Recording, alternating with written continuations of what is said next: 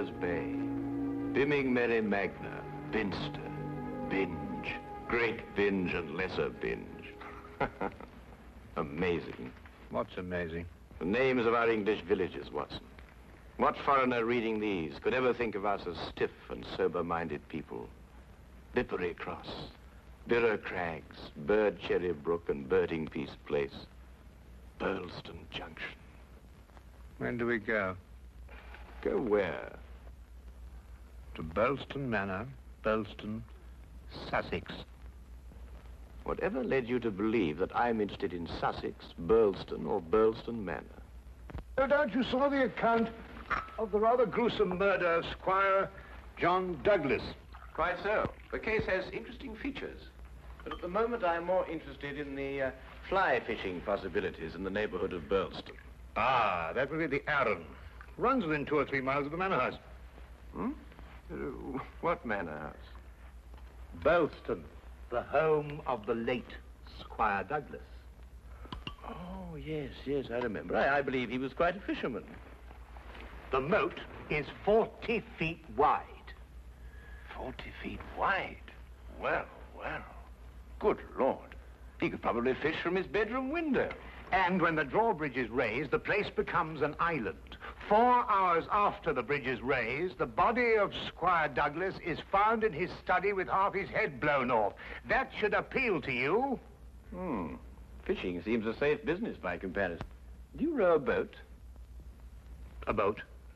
For fly fishing? Have you ever fished before? Does this look like the equipment of an amateur? Odd word. Which? Equipment. All the fishermen I've ever known talk about their tackle. What do you deduce from that, Holmes? Obvious. Your fishing friends either lack experience or vocabulary. We deep-sea fishermen are in the equipment class. None of your nasty little bundles. Yes, that gaff is far more suitable for a shark than a trout. Do you really think so? No good for trout? Well, it depends what trout you're after. Oh yes. Well, we must carry a tape measure. A tape measure? What on earth for? To measure our catch, of course. To measure our catch and throw back the little ones. A good rule in life, Watson. Always remember to throw back the little ones. You think our prey will count as a big one or a little one? Well, hardly as big as Squire Douglas lying dead in his castle, surrounded by his moat. Holmes, you've been analyzing this case.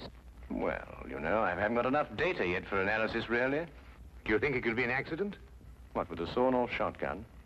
And the triggers of both barrels wired together? Murder, eh? Yes, possibly. What do you mean by possibly? Don't sit there, man. That may be opportunity knocking. Oh.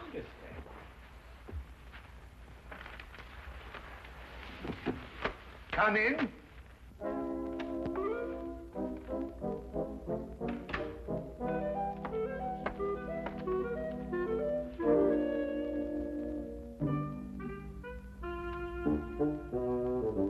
Mr. Sherlock Holmes? The fisherman. Hold on! Oh, come on! Blowing me! No, In there, boy. But it's only a little one. Would you like it, Watson?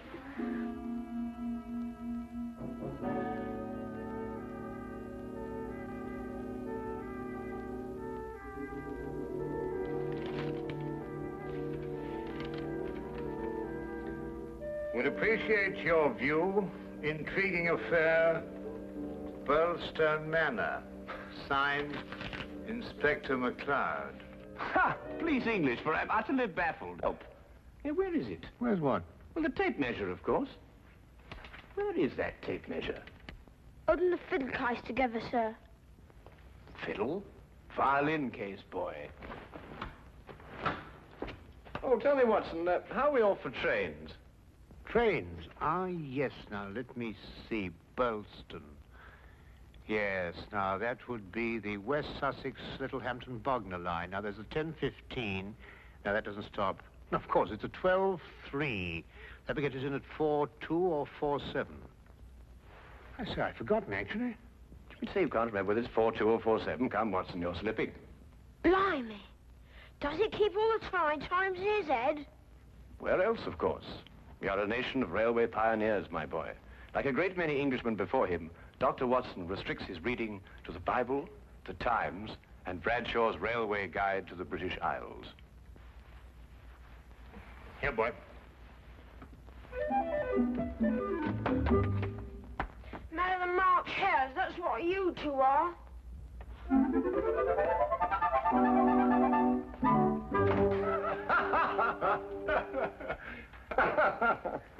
I say, Watson, have you seen my weekend bag anywhere? I suspect it's under the stairs. Mrs. Hudson got very tired of seeing it lying about. Oh, good. Well, that means it hasn't been unpacked anyway. I assume not. Excellent. Then everything is ready. Oh, be a good fellow, would you, and dig out that bag and put it in the cab along with that tackle. Why? Aren't you going to be here? I have a little reading to do. Pick me up at the British Museum Library, say half an hour before the train leaves. Now, look here, Holmes. This is no time to go reading. You'll miss the train. I cannot vouch for the punctuality of Dr. Watson or the reliability of the company's steam engines, but I, for one, propose to be at Burleston Halt at 4:02 p.m. precisely.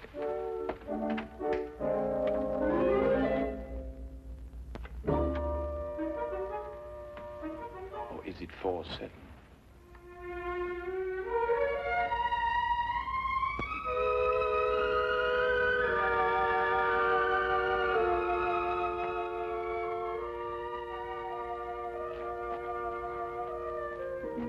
It was a nice piece of work, if I say so myself. The entire story hung on a spider's thread. A spider's thread? Exactly. Huh. Yeah, it sounds interesting, Inspector. Now perhaps you'll start at the beginning. Simply stated, the castle, as you'll see, has a moat. And when it's up, as it was at the time of the murder, it's a sealed fortress.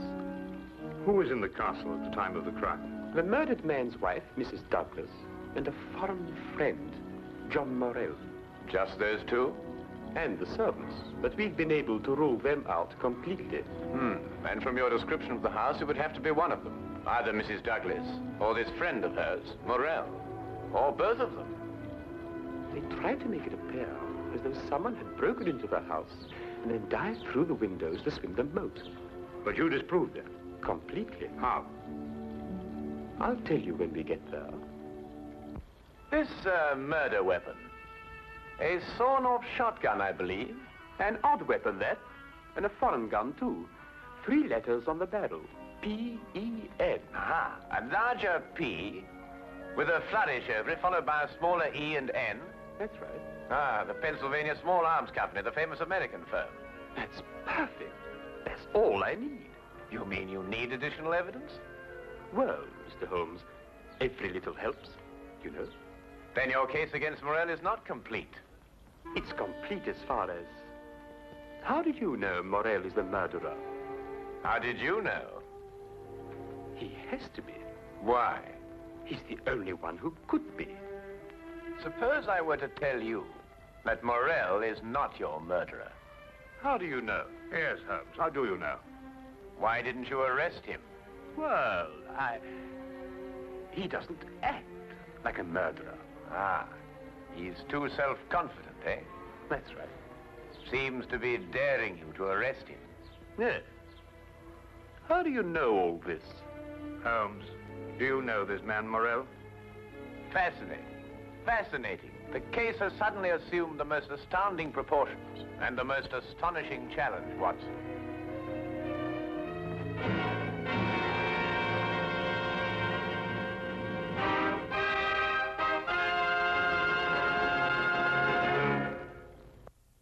Specimen of the period. Yes, it is lovely, isn't it?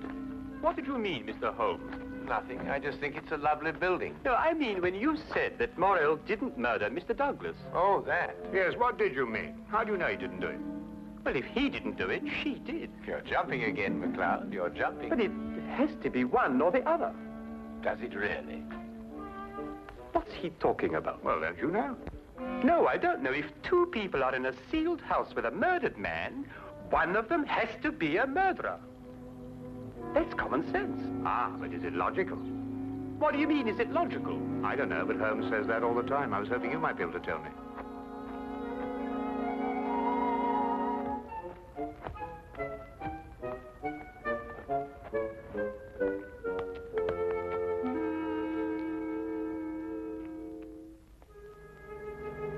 He hasn't been moved.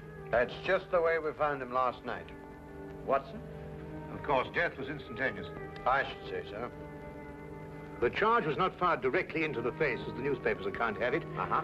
I'd say the blast came from below and that the gun was almost vertical. Excellent, Watson, excellent. May I see this shotgun, McLeod? Holmes, look at this. Good Lord. Wait, it's a brand like cattle. Well, how old would you say it was? Have you got your glass there? Yes. Thank you. It's very difficult to estimate marking like this, Holmes, but I'd say it's over 15 years. 20. Mr. Morrell? At your service, Mr. Holmes. Dr. Watson. News travels quickly. This is a small village. You said 20 years? Yes. The same age as this. It stands for the Mesa Valley, Arizona. Gold claim number 341. That is where John and I met 20 years ago. There were 3 of us. We registered the claim, worked it, and then sold it. We divided the money in thirds and went our different ways. 2 years ago, I looked John up here and stayed on. I liked it. And the third partner? He lost his money, and I believe his mind. He came to believe that we had cheated him. And he swore to kill us 10 years ago. Why didn't he? He couldn't find us. No, we didn't have the same names at the time. Do you think your old partner could have done that? I don't know, Mr. Holmes. I am not the detective. True. True. Well, we must bear that in mind. You tried to make it appear as though another man had been here and went out through the window. Did I? He tried to build an elaborate story. A man of his size was seen passing through the village wearing a loud tweed topcoat and a wide-brimmed hat. He was heading this way. On the window ledge, there is a footprint in blood, indicating, of course, that the murderer dived through the window and swam the moat. But he didn't. How do you know? Because, Mr. Morrell, outside that window and just a few feet down is a very large and at least a month-old spider's web. Anyone jumping or diving through the window would have to pass through the web. And no one did. Well done, McLeod. Well done. A spider's web. The English police have the most amazing allies, I must say. Now that you have made your deductions, Mr. MacLeod, exactly what do they mean to me? For the moment, nothing. But I suggest you do not leave the castle grounds. And if I try to live?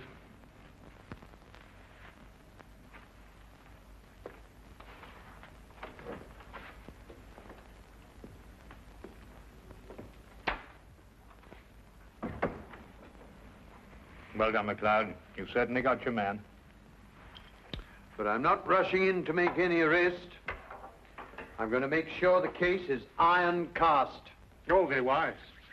And what's the motive? Revenge for the Vermis Valley affair? I've got to go a bit careful there, Doctor.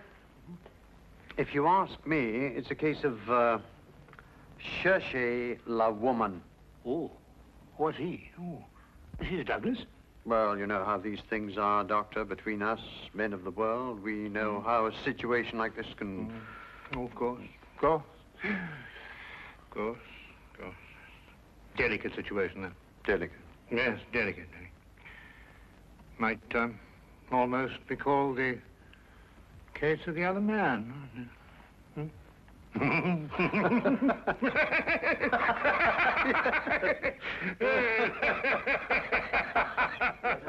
The other dumbbell. Who? Not who, what. What? That's right, what? What are you talking about? That. There's only one dumbbell. One dumbbell.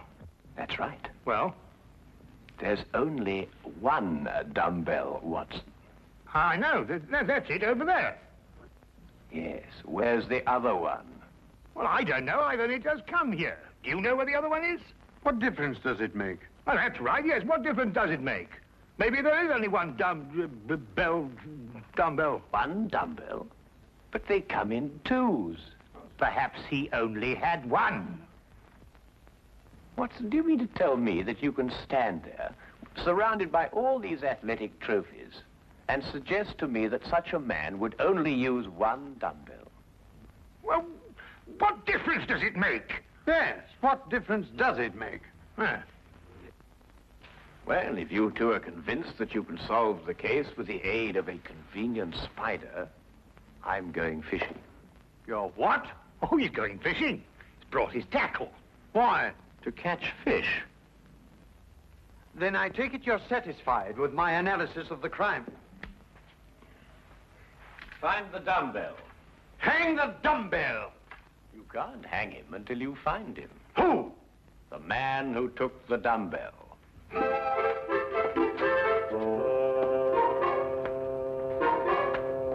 You've gone too far now, Holmes. I think you've made him very angry. Then he should fish. It soothes the nerves. Are you really going to fish? I am. Where? Out of that window. It looks very comfortable. Well, what do you expect to catch? A herring. A red herring. May I have the tape measure, Watson?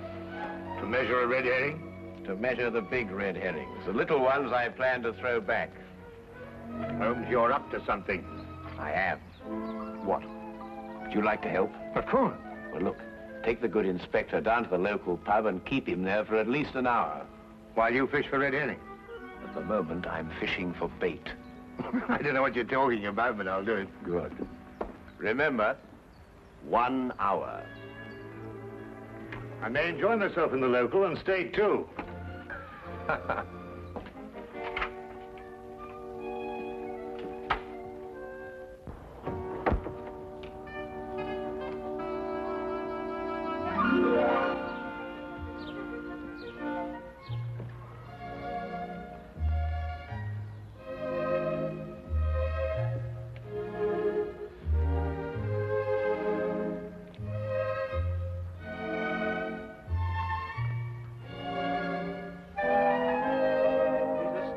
That Holmes. What do you think he's been doing? There's no guessing with him. For all we know, he may really have been fishing. Perhaps we should have given him more time. He's been an hour. That's all he asked for. Yes, that's right enough. Inspector McLeod? Hello, Sergeant. Have you seen Mr. Holmes? I certainly have, sir. What's wrong? You know the staircase in that room? Huh? Mr. Holmes was sliding down them banisters. He was what? That's right, sir. Sliding down the banisters he was. Well, he was probably investigating something. Probably. Well, let's ask him. There must be some reason behind it. Good afternoon, gentlemen.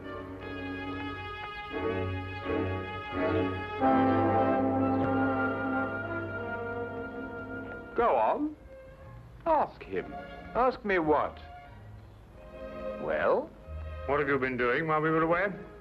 Well, first I fished, No. and then I slid down the banisters. I told you. Why? Why not? Well, And you, Inspector McLeod, are going to drain the moat. I'm going to what? Drain the moat. Empty it right down to the bottom. I can't do that. That's a major engineering job. Don't you realize that's a real river that runs round the house? Well, in that case, don't drain the moat, but tell everyone you're going to. And then what? Then we'll all meet back here in an hour's time.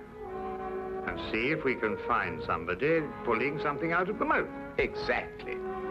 What? Red herrings.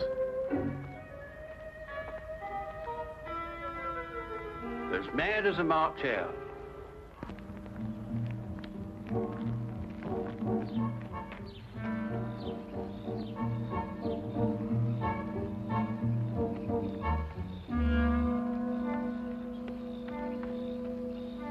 How much longer? Not much. You're certain everyone believes they're going to drain the moat? I don't know who believes it, but everyone knows I said it. Do you think someone will come to the murder room? Someone has been in it for some time. How do you know? The lights are out. Because I left them on. Look, what? That's it, let's go.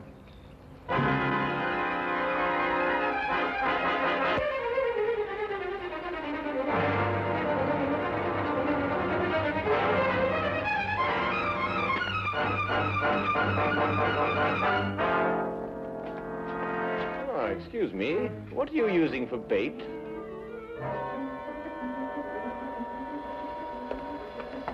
Oh, would you mind holding this? Thank you. What clothes did you say the stranger was wearing, McLeod? A loud tweed topcoat and a wide-brimmed hat. Like these?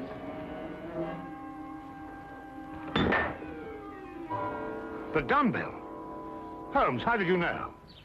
When you're working near water, Watson, and a heavy object has disappeared, you may conclude, until you can prove otherwise, that it has been used to prevent some object from rising to the surface. All right, Morell. You're under arrest for the murder of John Douglas.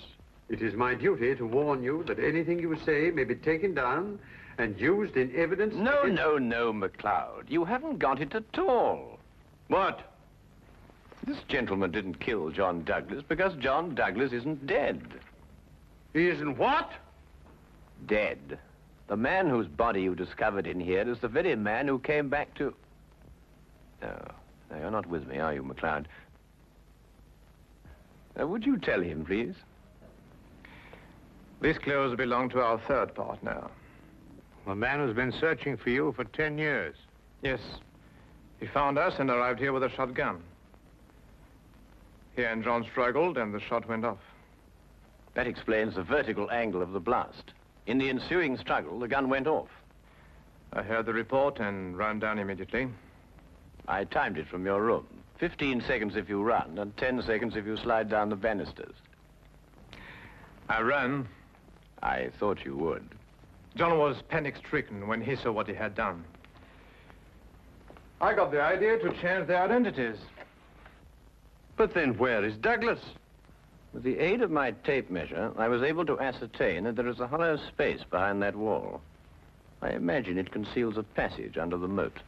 Yes, Mr. Holmes, it does. And John has had a 36-hour head start. We'll stop him. I told him you would. I'll issue orders for the apprehension of Mr. Douglas, and we'll talk about your part in this, sir, in the morning. You have conspired to conceal evidence. I'll still be here in the morning, Inspector.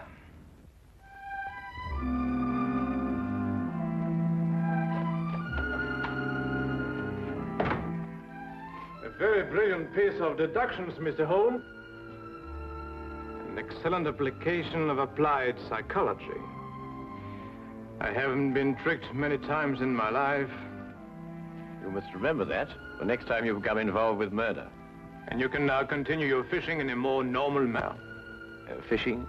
No, I don't care for it, really. Unless it's deep sea, of course. Yes. But in the absence of an ocean in the immediate vicinity, I think we'd better start back to Baker Street immediately. Well, now, there's a 9:13 or a 10:23. The 10:23 will hold us up at Tunbridge quite a while, while it waits to connect.